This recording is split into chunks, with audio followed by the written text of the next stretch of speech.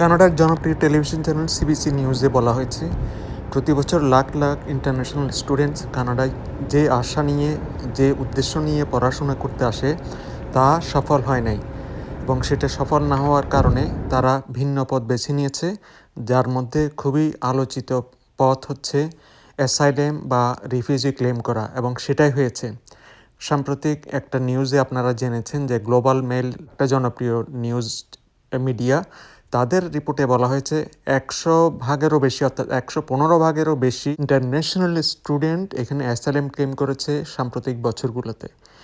তো এই সংখ্যা কেন এত বেশি সেটি নিয়ে বিভিন্নজন বিভিন্নভাবে বিশ্লেষণ করছে। তবে কানাডার যে সবচেয়ে জনপ্রিয় যে টেলিভিশন চ্যানেল সিবিসি, তাদের বিশ্লেষণে বলা হয়েছে এর একটা প্রধান কারণ হচ্ছে তাদের আশা ভঙ্গ হওয়া। তারা যে কারণে এখানে এসছে, যে আশা নিয়ে, যে স্বপ্ন নিয়ে এখানে এসছে, সেটা পূরণ না হওয়া। এবং তারা বলেছে গত 6 বছরে প্রায় 8 লাখের মতো ছাত্রছাত্রী এখানে বিজনেস স্টাডিজ পড়ার জন্য এখানে আসছে, কিন্তু তারা পড়াশোনা শেষ করে কোনো চাকরি ওই ফিল্ডে তারা পায়নি। তারা লেবার জব বা টেম্পোরারি কোনো জবে গেছে, যেমন ফাস্টফুড রেস্টুরেন্টে, যেমন ম্যাকডোনাল্ডস, টিম হটন, এই সমস্ত রেস্টুরেন্টে কাজ করেছে, অথবা সিকিউরিটি জব করেছে, অথবা অন্য কোনো লেবার জব করেছে। তাদের ফিল্ডের কোনো জব তারা পায়নি, এই কারণে তারা অন্য পথ বেছে নিয়েছে। অর্থাৎ তাদের এখানে থাকার জন্য তারা অ্যাসাইলাম ক্লেম করা ছাড়া তাদের কোনো উপায় ছিল না, এবং যে কারণে ওই পথটা তারা বেছে নিয়েছে। I felt like bad, like because I spent too much money on the course. After graduating in 2021, Singh searched for work in finance and accounting, but has only been able to land jobs at McDonald's and as a security guard. I was expecting a job in the field of what I've studied actually. ভারতের এই ছাত্রের মুখেই শুনলেন যে 2 বছরে সে $34,000 খরচ করেছে, এখানে বিজনেস স্টাডিতে পড়াশোনা করেছে, কিন্তু সে পড়াশোনা শেষ করে কোনো চাকরি পায় নাই এই ফিল্ডে। কিন্তু এসব কলেজ এবং ইউনিভার্সিটির ওয়েবসাইটে গিয়ে দেখা যায় তারা এই সমস্ত প্রোগ্রাম, যেমন বিজনেস প্রোগ্রামের মতো প্রোগ্রামে বিভিন্ন ধরনের অফার দিয়েছে। যেমন বলেছে গ্র্যাজুয়েট হওয়ার পরেই বিজনেস প্রোগ্রামের বিভিন্ন ফিল্ডে তারা চাকরি পাবে, কিন্তু বাস্তবতা হচ্ছে সম্পূর্ণ ভিন্ন। আকাশ সিংয়ের মতো হাজার হাজার ছাত্র এখানে অন্য ধরনের কাজ করছে, অন্য ধরনের চাকরি করছে, এবং তাদের পার্মানেন্ট রেসিডেন্সি হওয়ার যে শর্তগুলো, সেটা পূরণ করতে গিয়ে তারা ভিন্ন ধরনের পথ বেছে নিয়েছে।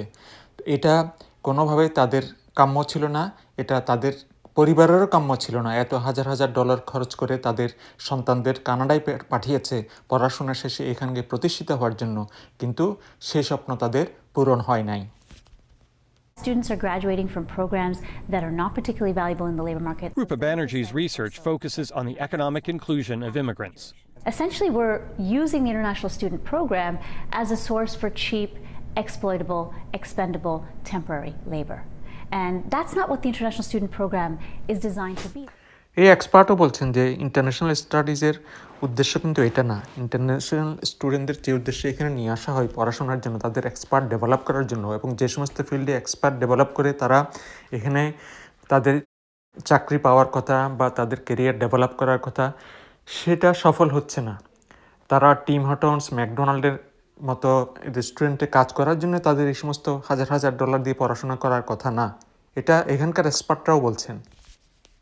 While it was happening, this trend of so many international students coming to enroll in business but didn't do anything about it. Recent data that was published by the Globe and Mail reporting a dramatic jump in asylum claims by foreign students and foreign student grads, and that's suggesting that many of them were not able to get the kind of jobs that they needed to become permanent residents before their work permits expired. যে আশা এবং স্বপ্ন নিয়ে বিদেশি ছাত্ররা এখানে কানাডায় পড়তে আসে এবং পড়াশোনা শেষে পার্মানেন্ট রেসিডেন্ট হওয়া, সিটিজেন হওয়ার একটা স্বপ্ন দেখে, সেই স্বপ্ন এখন অনেকের অধরা রয়ে গেছে। কারণ তারা দেখছে যে তাদের ফিল্ডে তারা চাকরি পাচ্ছে না, এবং যে পার্মানেন্ট রেসিডেন্সি হওয়ার যে একটা শর্ত, যে এখানে কাজ করা, সেটাও তারা করতে পারছে না তাদের ফিল্ডে।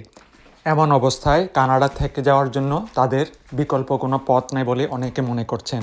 অনেক ছাত্র মনে করেন তারা অন্য কোনো উপায় না দেখে এই অ্যাসাইলাম ক্লেম বা রিফিউজি ক্লেমের মতো পথকে তারা বেছে নিয়েছে।